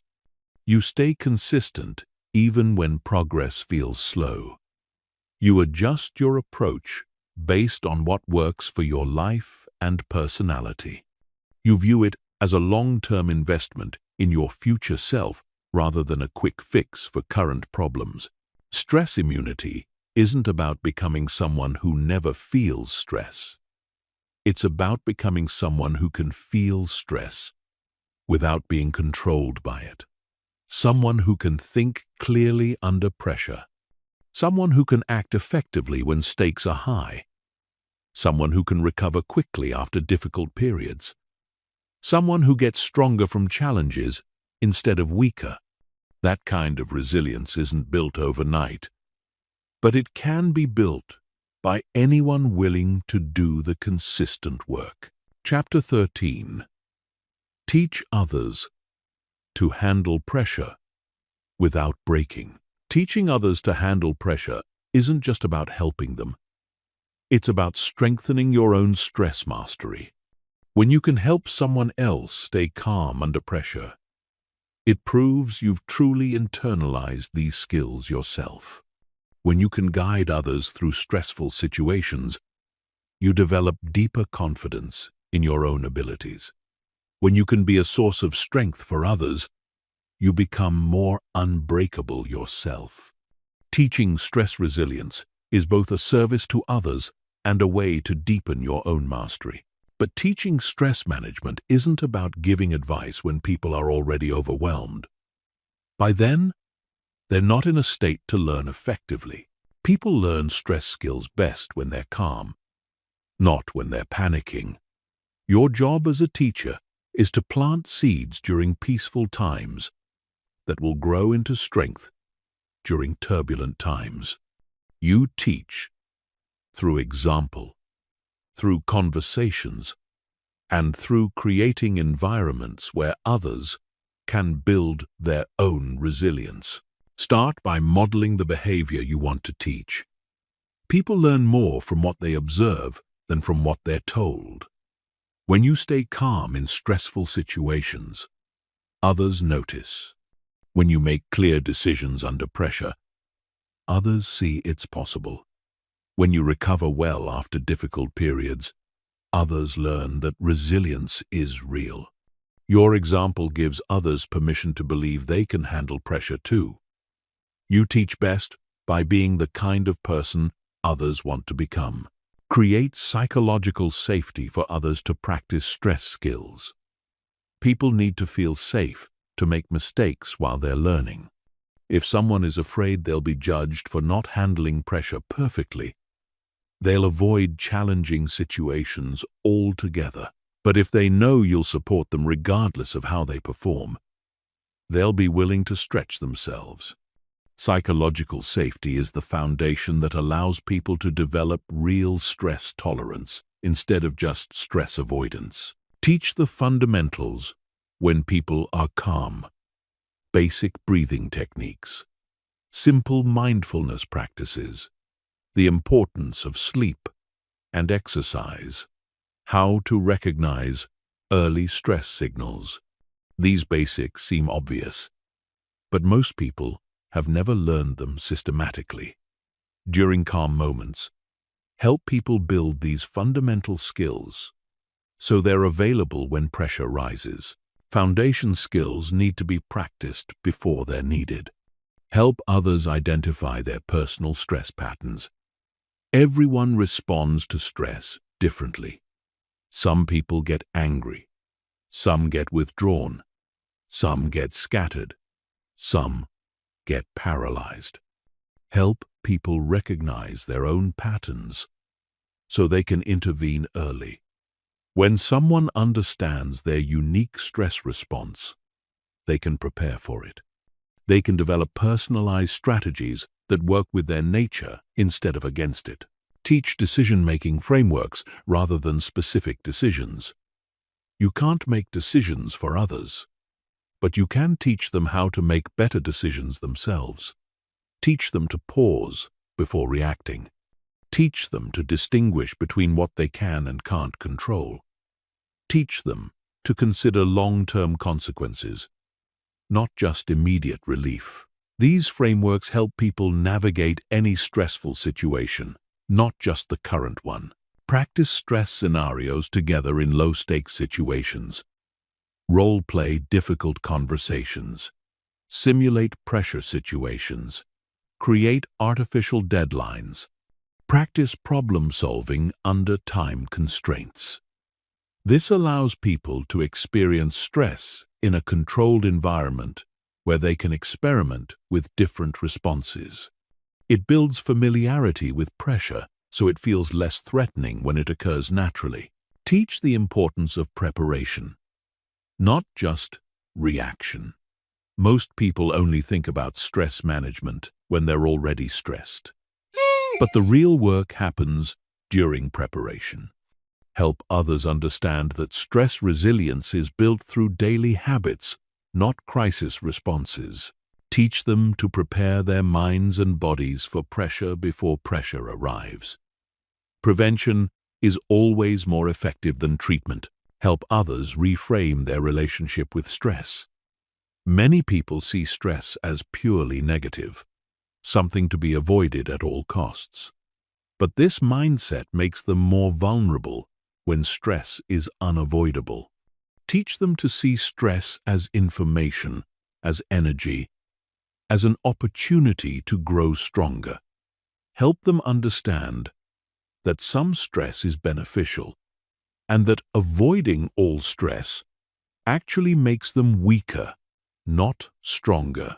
Teach people to recognize the difference between acute stress and chronic stress. Acute stress can be beneficial and energizing. It's the stress of a challenging workout or an important presentation. Chronic stress is harmful and depleting. It's the stress of ongoing relationship problems or financial insecurity. Help people understand this distinction so they can embrace beneficial stress while addressing harmful stress. Create accountability systems that support stress resilience. Help people track their stress management practices. Check in regularly about how they're handling pressure. Celebrate improvements in stress tolerance. Provide gentle correction when they fall back into old patterns. Accountability helps people stay consistent with practices that build resilience over time. Teach recovery skills alongside stress management skills. Many people push through stress without ever properly recovering. This leads to accumulating stress that eventually becomes overwhelming. Teach people how to decompress after pressure periods. how to process difficult experiences, how to restore their energy and resilience. Recovery skills are just as important as performance skills. Help others build their stress support network. No one should face major stress alone. Help people identify who they can turn to for different types of support. Who can they talk to when they need to process emotions? Who can help with practical problems? Who can provide perspective when they're too close to a situation? A strong support network is a crucial part of stress resilience. Teach people to trust their own stress resilience. Many people underestimate their ability to handle pressure. They focus on times they struggled and forget times they succeeded. Help people recognize their own strength. Remind them of pressures they've already survived. Point out growth they might not have noticed. Confidence in their own resilience helps people approach challenges with strength instead of fear. Avoid rescuing people from manageable stress. It's tempting to jump in and solve problems for others, especially people you care about. But constantly rescuing people from stress prevents them from building their own resilience. Sometimes the most helpful thing you can do is provide support while allowing someone to work through their own challenges. This builds their confidence and capability for future situations. Know when to recommend professional help. Some stress situations require more support than you can provide. Trauma responses, severe anxiety, depression, and other mental health challenges often need professional intervention. Part of teaching stress resilience is recognizing when someone needs more help than peer support can provide. Knowing your limits as a teacher protects both you and the people you're trying to help. The ultimate goal of teaching stress resilience isn't to create people who depend on you for stress management. It's to create people who have internalized these skills so deeply that they can handle pressure independently. It's to develop people who can then teach others. This creates a ripple effect where stress resilience spreads through families, teams, and communities. Everyone benefits when more people know how to handle pressure without breaking. Teaching others to handle stress also strengthens your own resilience by giving your stress skills meaning beyond your own benefit.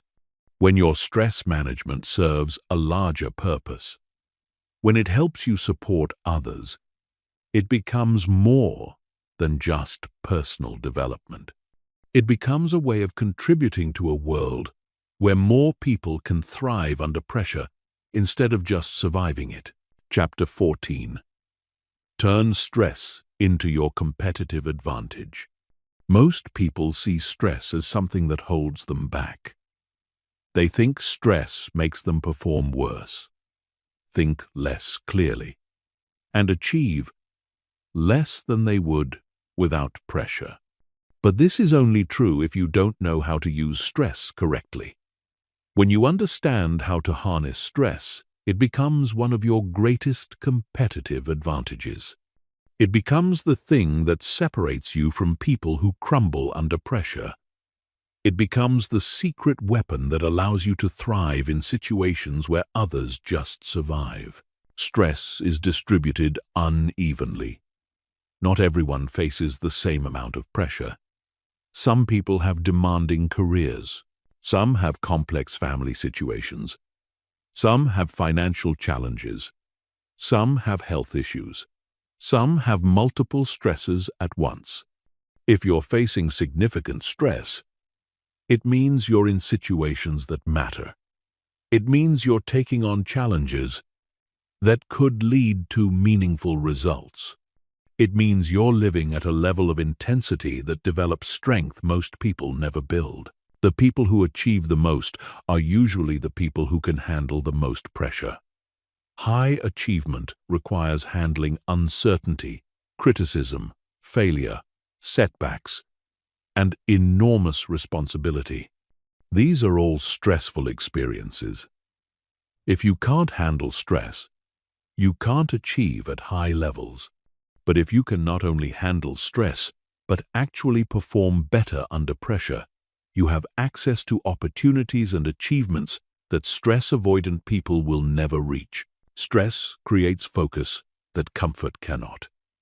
When stakes are low, it's easy to be distracted. Your mind wanders. You procrastinate.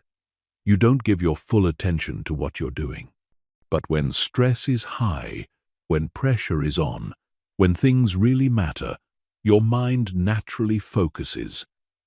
Distractions fade away. Irrelevant concerns disappear.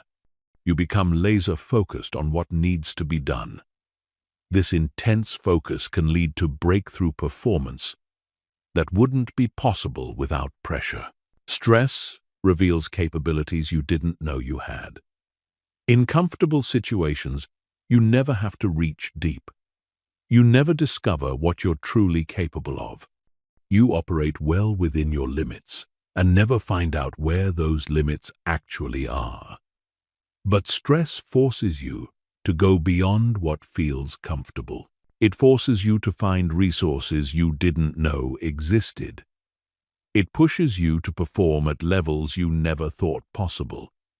Some of your greatest achievements will happen when you're under the most pressure.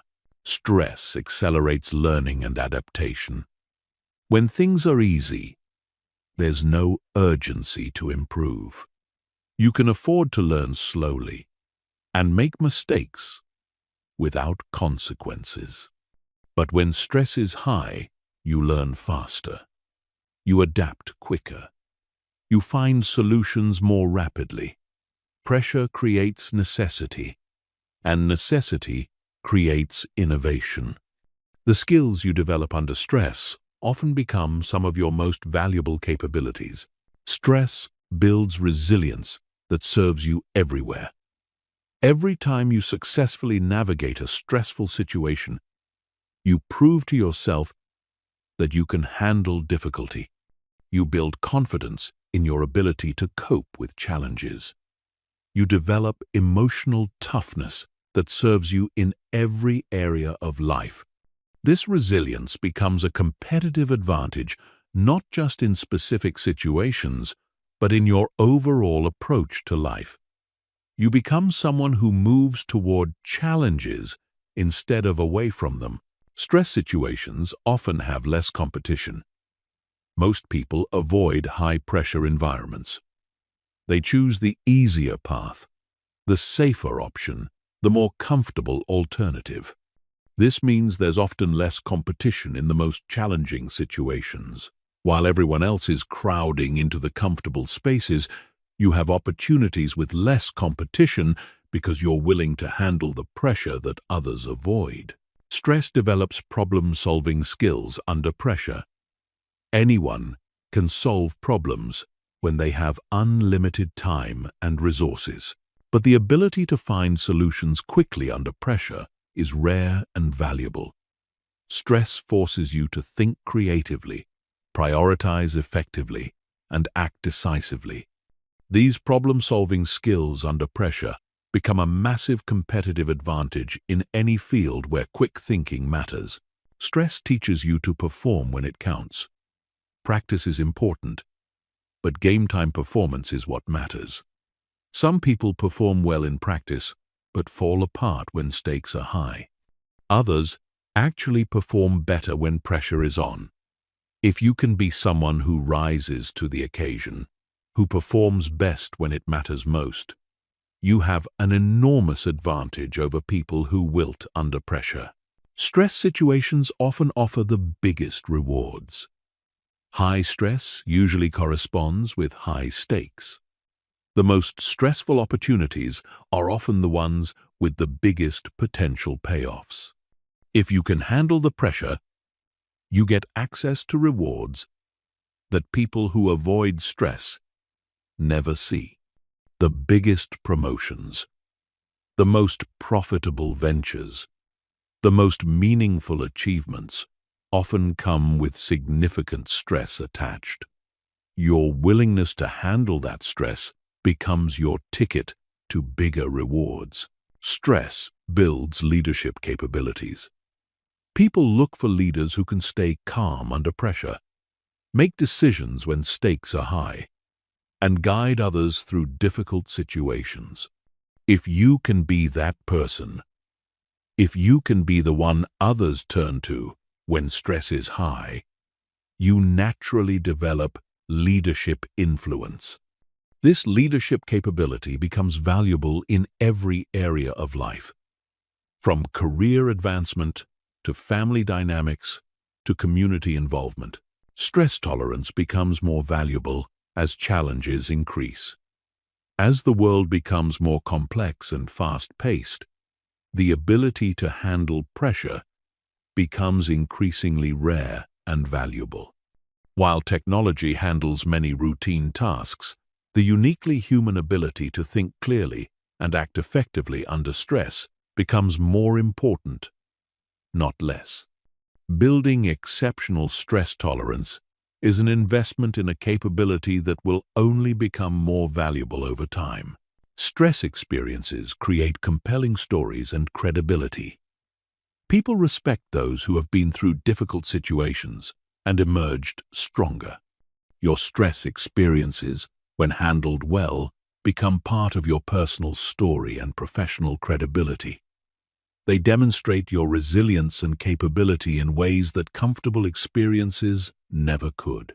This credibility opens doors and creates trust that wouldn't exist otherwise. The key to turning stress into competitive advantage is changing your relationship with it. Instead of seeing stress as something that happens to you, see it as something you can use. Instead of viewing pressure as a threat, view it as an opportunity. Instead of trying to minimize stress, learn to optimize your performance under stress. This mindset shift alone gives you an advantage over people who are still fighting against stress instead of working with it. Develop systems and practices that help you perform better under pressure. Not just cope with pressure. Learn to use the energy that stress creates. Practice making better decisions when stakes are high. Train yourself to focus more intensely when pressure rises. Build habits that help you recover quickly from stressful periods so you can handle the next challenge at full strength. Document your stress successes to build confidence in your stress capability. Keep track of difficult situations you've handled well. Record lessons learned from high-pressure experiences. Notice patterns in how you perform under stress. This documentation serves as evidence that you can handle pressure, which builds confidence for future challenges. Seek out appropriate levels of stress instead of avoiding all stress. This doesn't mean creating unnecessary drama or taking reckless risks. It means choosing challenges that stretch you. It means taking on responsibilities that require you to grow. It means putting yourself in situations where you can develop and demonstrate your ability to perform under pressure. The goal isn't to live in constant stress. The goal is to become someone who can handle stress so well that it becomes an advantage instead of a disadvantage. Someone who can use pressure to focus better, perform better, and achieve more than would be possible without pressure.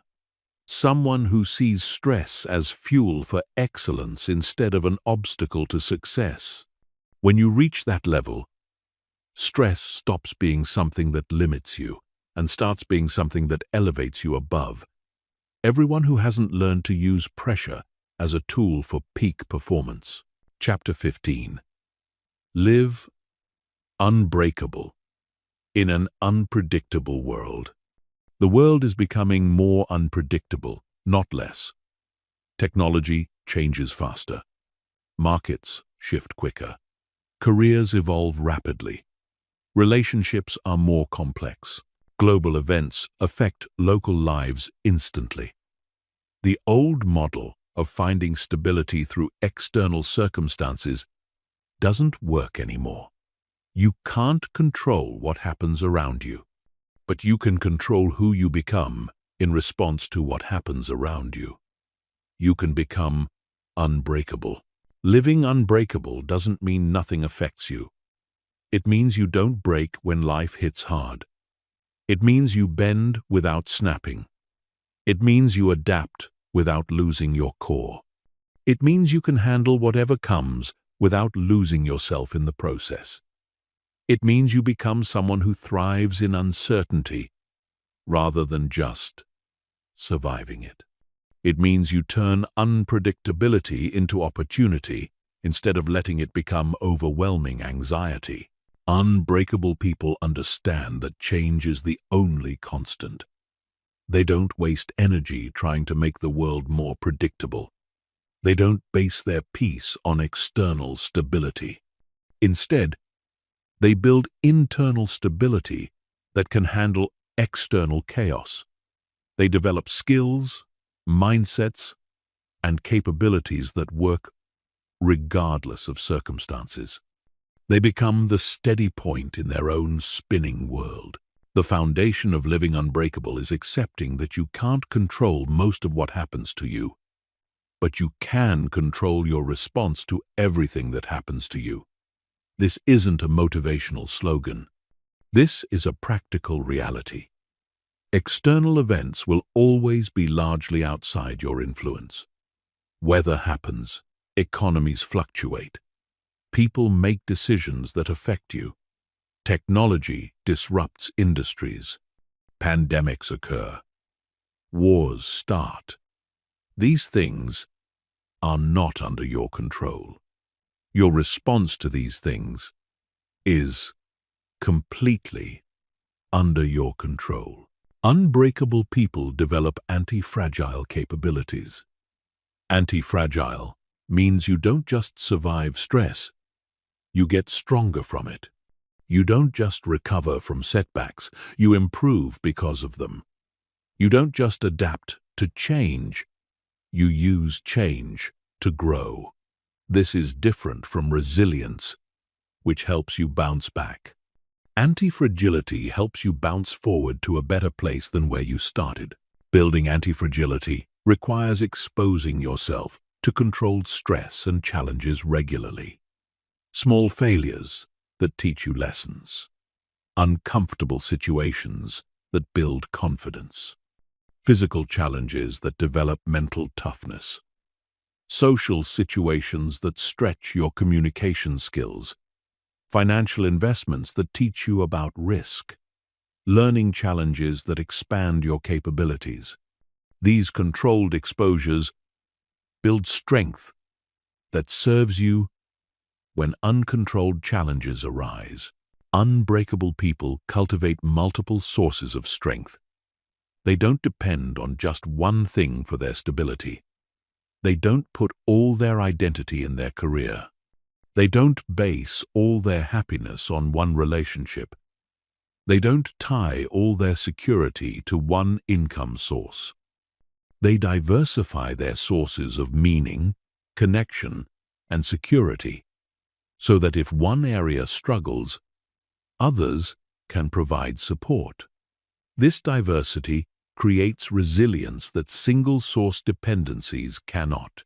Mental flexibility is crucial for living unbreakable. Rigid thinking breaks under pressure. Inflexible beliefs shatter when reality doesn't match expectations. Fixed mindsets crumble when change is required. But flexible thinking bends without breaking. It adapts to new information. It finds creative solutions to unexpected problems. It sees opportunities where rigid thinking sees only threats. Mental flexibility is built through regularly challenging your assumptions and exposing yourself to different perspectives. Unbreakable people master the art of rapid adaptation. When circumstances change, they change with them quickly rather than fighting against the new reality. They don't waste time lamenting what used to be or wishing things were different. They assess the new situation, identify what's possible now, and move forward with new strategies. This rapid adaptation prevents them from getting stuck in outdated approaches that no longer work. Physical health becomes even more important in an unpredictable world. When external circumstances are chaotic, your body becomes your most reliable source of stability. Physical fitness gives you energy to handle challenges. Good nutrition supports mental clarity under stress. Quality sleep helps you recover from difficult periods. Regular exercise builds both physical and mental resilience. Your body is the platform that everything else runs on. Keep it strong. Financial anti-fragility means building systems that benefit from volatility rather than being destroyed by it. This includes having emergency funds that provide stability during uncertainty, multiple income streams that reduce dependency on any single source, skills that remain valuable across different economic conditions, investments that can benefit from market volatility, living below your means to create flexibility. Financial anti-fragility isn't about having enough money to avoid all problems. It's about having enough flexibility to adapt to any financial situation. Emotional regulation becomes a survival skill in unpredictable times. When external circumstances are constantly changing, your emotional state can't depend on external stability. You need internal practices that help you maintain emotional balance, regardless of what's happening around you. Meditation, journaling, therapy, spiritual practices, creative outlets, physical exercise. Whatever helps you process emotions and maintain perspective. Emotional regulation isn't about suppressing feelings. It's about experiencing emotions without being controlled by them. Unbreakable people build strong networks before they need them. Relationships are your insurance policy against unpredictability. When your industry changes, your network can help you find new opportunities. When you face personal challenges, your relationships provide support. When you need to learn new skills, your network connects you with teachers. But these relationships must be built and maintained during good times, not just activated during hard times. Continuous learning becomes essential for remaining unbreakable. In a rapidly changing world, your current skills and knowledge have an expiration date. What made you successful yesterday might not work tomorrow.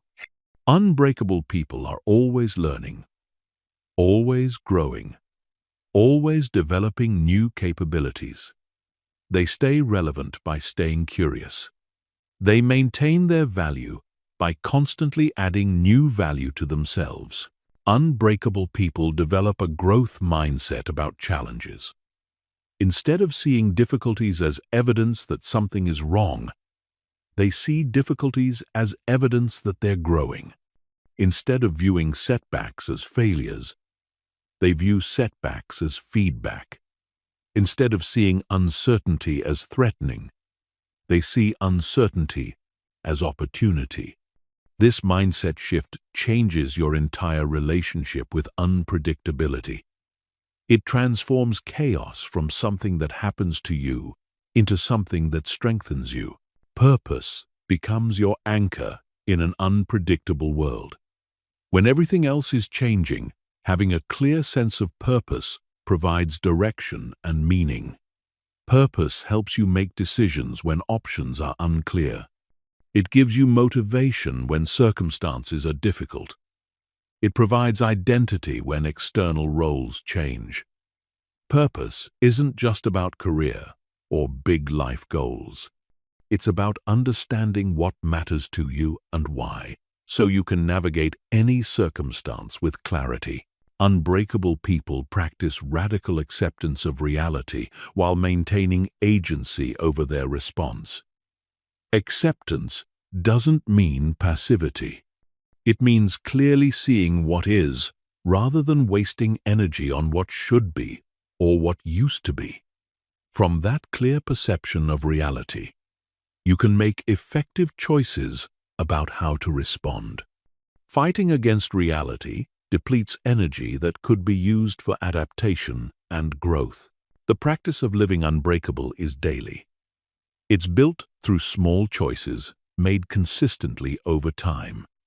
Choosing growth over comfort. Choosing adaptation over resistance.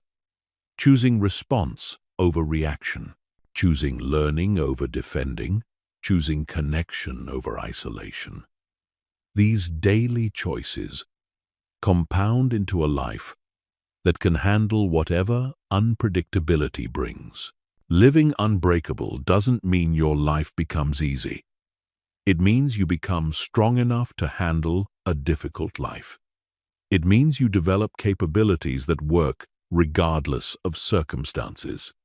It means you build internal resources that can't be taken away by external events. It means you become someone who doesn't just survive uncertainty, but uses uncertainty as fuel for becoming stronger, wiser, and more capable. The world will continue to be unpredictable. Technology will keep changing. Economies will keep shifting. Politics will keep evolving. Natural disasters will keep occurring. Personal challenges will keep arising. But if you've built yourself to be unbreakable, these changes become opportunities for growth rather than threats to your stability. You become someone who moves toward uncertainty rather than away from it.